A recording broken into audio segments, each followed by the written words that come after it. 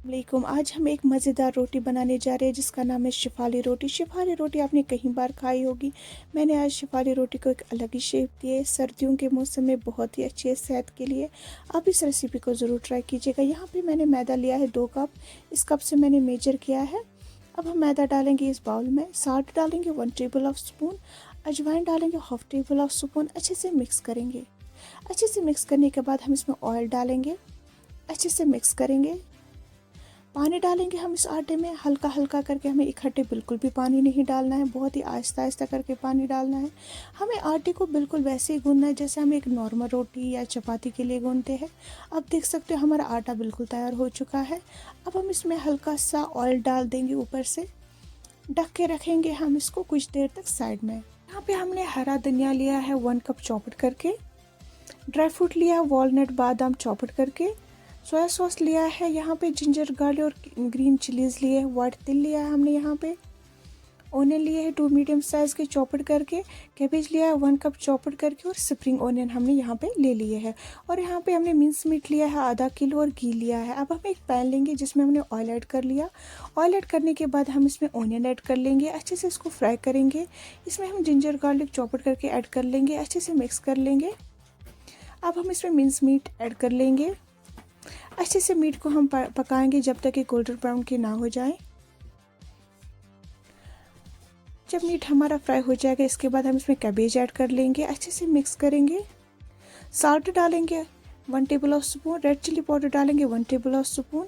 और हम इसमें स्प्रिंग ओनियन डालेंगे, ग्रीन चिलीज डालेंगे और सोया सॉस डालेंगे। अच्छे से मिक्स करेंगे। ब्लैक पेपर डालेंगे 1 टेबल ऑफ स्पून। हरा धनिया ऊपर से ऐड कर लेंगे और अच्छे से कुक करेंगे 7 से 8 मिनट तक। हमारी जो फिलिंग है बिल्कुल रेडी हो चुकी है। अब हम आटा लेंगे। आटे का हम एक पीस लेंगे। अच्छे से इसको राउंड शेप दे देंगे। हमें आटा के पीस थोड़ा बड़ा ही लेना है। अच्छे से इसको फैला देंगे। फैला देने के बाद हम इसमें फिलिंग ऐड कर लेंगे। हमें फिलिंग लगभग 2 टेबल ऑफ स्पून ऐड करनी है। लार्ज स्पून लेना ना हमें। अच्छे से हम इसको इस फिलिंग को इस रोटी के बीच में अच्छे से हम इसको बंद कर लेंगे। आप देख सकते हो, ताकि हमें अच्छे से इसको बंद करना ताकि जो फिलिंग है बिल्कुल भी बाहर ना आए। अब हम इसको आटे में डाल देंगे। अच्छे से हल्के हाथों से हम इस पर प्रेस कर लेंगे। अब हम इसको अच्छे से रोल करेंगे बहुत ही आहिस्ता आहिस्ता, ताकि जो हमारी फिलिंग है बिल्कुल बाहर ना आ जाए। अब हम इसमें डालेंगे चॉप्ड कोरिएंडर ऊपर से। ड्राई फ्रूट डालेंगे हम ऊपर से और वाइट तिल ऊपर से ऐड कर लेंगे। ये बहुत ही मज़ेदार की रोटी बन जाती है। यकीन मानिए आप हर रोज़ इसी रोटी को बना दोगे। अच्छे से रोटी हमारी बिल्कुल तैयार हो चुकी है। आप देख सकते हो हमें सारी रोटियां ऐसी ही तैयार करनी है। अब हम एक पैन लेंगे। इस पे हमने घी डाला 2 टेबल ऑफ स्पून। इस पे अब हमें रोटी डालेंगे और रोटी को हम अच्छे से सेक लेंगे। आप देख सकते हो अच्छे से हम इसको प्रेस करेंगे।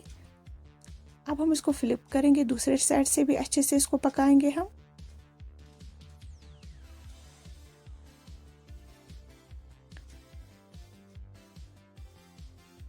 आप देख सकते हो हमारी रोटी जो है अच्छे से पक गई है। हमें बिल्कुल ही ऐसी सारी रोटियों को पकाना है। ये बहुत ही मज़ेदार की रोटी बन जाती है। जब इस रोटी को एक बार बनाएंगे आपकी इस रोटी के सारे दीवाने बन जाएंगे। ये बच्चों को बड़ों को बहुत ही ज़्यादा पसंद आती है। आप देख सकते हो बहुत ही मज़ेदार की बनती है। मेरी वीडियो अच्छी लगी तो प्लीज़ मेरे चैनल को सब्सक्राइब करिएगा। अल्लाह हाफिज़।